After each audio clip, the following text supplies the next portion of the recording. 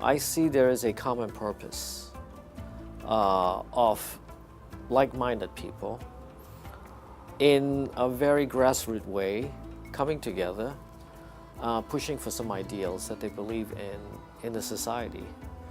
And I'm touched by the genuine motivation of the people that I've met.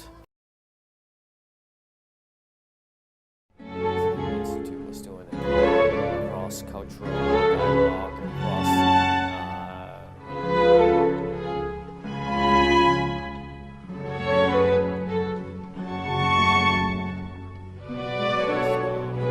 we know it, as presented to the public in the United States. It's very negative.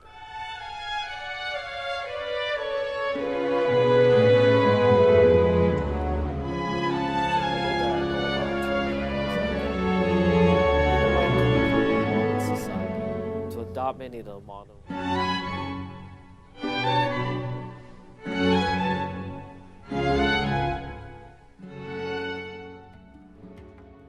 I'm Chuyal Sang. I'm the president of Santa Monica College. I've been the president of this college in my 9th year right now. I came to know Hizmet movement through my involvement with the Pacifica Institute, and through some of the activities that I participate in Pacific Institute.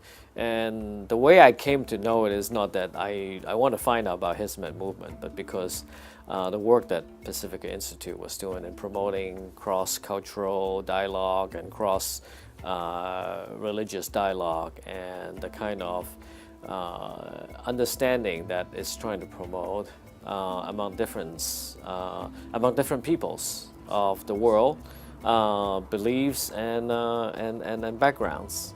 And I came to know some of the people and attended some of the functions.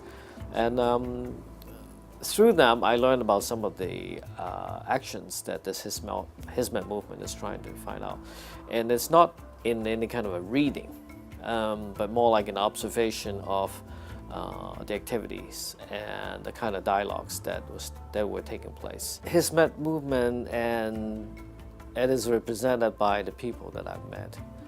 I see there is a common purpose of like-minded people in a very grassroots way coming together, pushing for some ideals that they believe in the society. And I'm touched by the genuine motivation of the people that I've met. I am impressed with the sacrifice that individuals that believe in this contribute to this collective goal that they are trying to reach. There were instances when I was in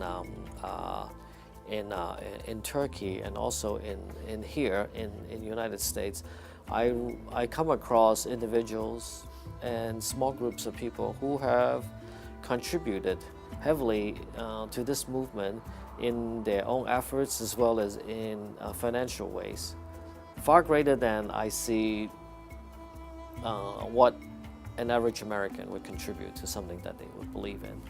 And there's a simple, deep belief in it, and it's very genuine, and I think that is really impressive, because that's where the dedication is, and it has to be something that is for the greater good of the society that folks are doing that. I think in Islam, as we know it and is presented to the public in the United States, it's very negative, because we see extremists being portrayed in a far greater proportion in the news media than we see how it is represented in the everyday life of common people. As in many other religions, it has this social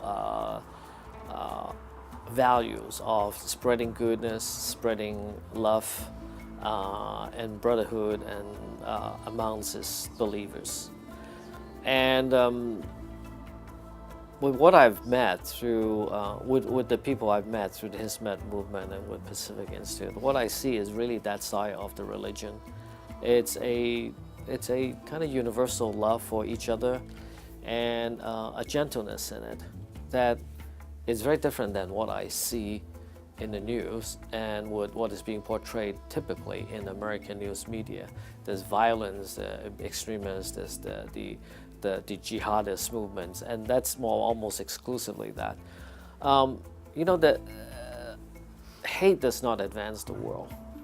It does not improve human understanding. It will not bring us to a better place. Yet, the message that we hear is that almost exclusively Muslim is hate, and I know that is not true. But until one comes into contact with people who are really true believers, and they are everything not like what we hear in the newspaper, or hear in the news, on TV, watch on TV, or read about in the newspaper. That's when we come to realize that there's also the other side of the religion, and I think it's a bigger side of the religion that is not being portrayed accurately in the media. And of course, in my dealings with people who are Muslim, the only people I've come across so far are folks who have been very sharing, who are willing to express themselves openly, and I didn't detect any kind of hate, but instead accommodation and willingness to work with each other. And I think that is really important. I think it's extremely important, as an educator, as someone in an institution that deals with 30,000+ students every year, that we allow our young people, our students, to come to realize that they need to have a great understanding of the different religions. And they are stepping into the world. It's much more complicated. The interaction between the West and the rest of the world are much deeper. It would be very possible in their lifetime that they will have to deal with different people from different cultures, from different countries, and they need to have a basic understanding of it. It's not this caricature that we have of each other. Indeed, the world has been improved over the years because we understand each other. We are willing to devote time to gain a better understanding of each other, and not just to build walls separating us. And as these walls come down, we need folks who have knowledge and the willingness, the empathy to want to understand each other, to work with each other, to make this a better place for us. We cannot have enemies all around us. This is not how we want to live. We ought to be able to resolve issues by compromises, by negotiations, by gaining an understanding of each other, and not by going to war every time. One of the examples of what I thought it was very, very impressive was that there's this universal belief in providing education to children, and regardless of the background, and try to promote the talents that there are in the people. And men and boys and girls alike, they both have equal opportunities to access education. I thought that was something very fundamentally important for any civilization, any group of people to move forward. That we provide these opportunities to the next generation and as wider scale as possible, so that we can create these knowledgeable people who can then help create its own way of living in an improved manner than the way it had been before. And I think this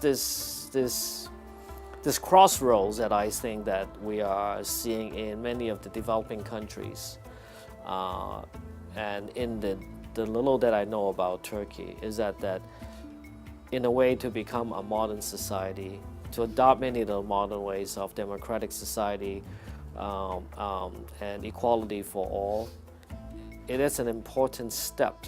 We don't have all of the answers, but I think we got to find the answers in order for us to to find ways to accommodate the old values, but in a modern society, in a modern way, where individuals' rights are respected, religious freedom is observed, and we're doing it with a common goal of creating a better society for our people. And so I think it's really important that we create these opportunities for our young people, because with every person that we can add to the roster is another brain, another child being fostered, being nurtured, and come to realize their potential. And what better way is it than to have a massively well-educated population to advance the country, to advance the living standards, to advance understanding for each other? We know that education is really basic to a lot of the solution that we can have. And by having a larger, well-educated population, it only benefits the society in the long run. And I think the work that has been done by the followers of this thought, I think it's really tackling the fundamentals of what is needed in society. And perhaps one of the greatest contributions that the Hizmet movement can make in the world, or is making in the world, is teaching these habits of the heart associated with generosity of spirit, of giving. And they do this without any request for payback. I think that the Gulen or Hizmet movement represents Islam by, on the one hand, maintaining a strong connection to and being rooted in the Islamic primary sources, such as the Quran and the prophetic teachings, but at the same time not sort of neglecting the world around it.